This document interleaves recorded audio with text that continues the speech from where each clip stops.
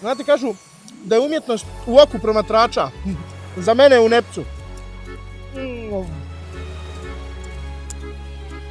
Majstore, volim ti ja sve te slikare. I ovog Pabla Franciska, Bože Picassa i Van Gogh.